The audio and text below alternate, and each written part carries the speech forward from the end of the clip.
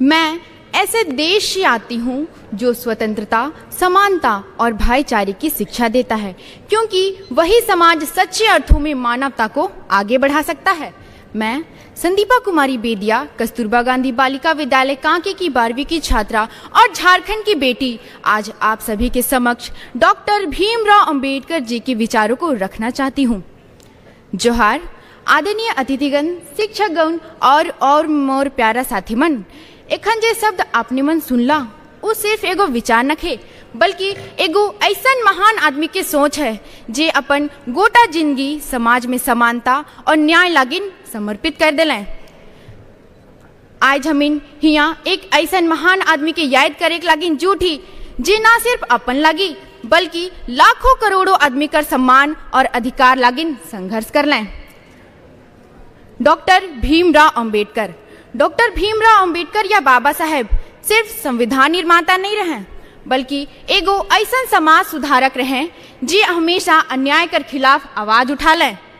उगो बाबा साहेब कहे ना कि अगर आदमी मन चाहे तो अपन हिम्मत और शिक्षा के दम पर अपन किस्मत बदल सके ना। उगो जाति प्रथा, छुआछूत जैसन बुराई कर खुलकर विरोध कर लें और कह लें कि ई सब समाज के तोड़े के काम करीला।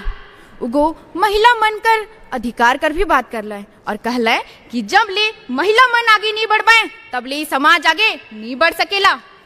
मोहिया उनकर एक और विचार साझा करे को चाहूँ ना कि उगो कह रहे हैं कि जीवन लंबा होने के बजाय महान होना चाहिए। इस बात से उगो जिंदगी कर पूरा सार बदल देना।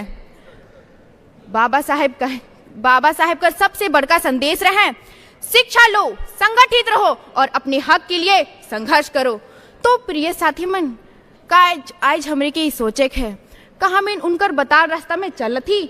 अगर नहीं तो हम इनके खुद से शुरुआत करे खोई और एक बेहतर समाज बनाए लागिन। इस समाज से भेदभाव के दूर करब, शिक्षा के अपनाब और एक बेहतर समाज के बनाए लागिन अपन योगदान देवब।